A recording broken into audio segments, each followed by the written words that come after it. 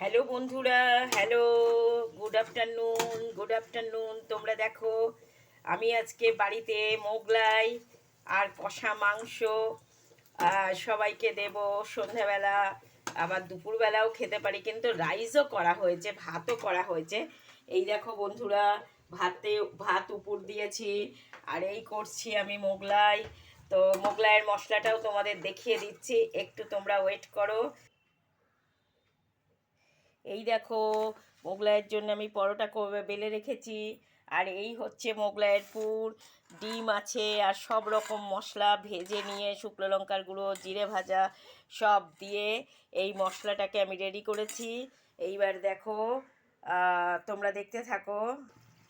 এই যে দেখো, আমার মোগলাইটা ভাজা ভাজা হয়ে এসছে, আমি দু পিঠ করে একটু ভেজে নিচ্ছি। তোমরা দেখলে পরোটা আর পুর কিভাবে আমি দিয়েছি। এই দেখো, ভেতরটা কত মোটা হয়েছে, দেখেছো তোমরা? এই দেখো, এই দেখো কত মোটা, আর ভেতরে পুর দেওয়া। তো তোমরা বলো কে কে মোগলাই বানাতে পারো আর কিভাবে বানাও, আমাকে রেসিপিটা জানাও। আমি তো এইভাবেই বানাই, আমি এইভাবেই বানাই। আমার আমি একটা বাড়িতে প্রথম ছিলাম, একটা ফ্ল্যাটে। সেই বাড়ির জেঠিমা আমাকে এই মোগলাই করাটা শিখিয়েছিল।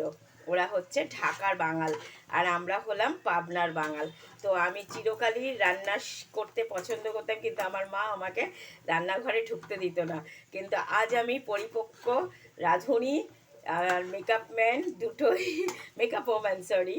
তো আমি, তোমার বন্ধুরা বলো কে কে খাবে, তোমরা আমায় কমেন্টে জানাও। যে যে খাবে তারা তাদের বাড়িতে আমাকে বলতে পারো, আমি যে দেখিয়ে দেবো রেসিপিটা, বা আমাকে রেসিপিটা ইনবক্সে জানতে চেয়েও আমি তোমাদের সবাইকে শিখিয়ে দেবো।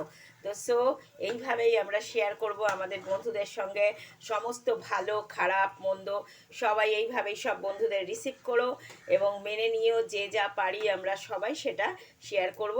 এভাবেই আমাদের বন্ধুত্ব থাকবে এবং আমরা অলওয়েজ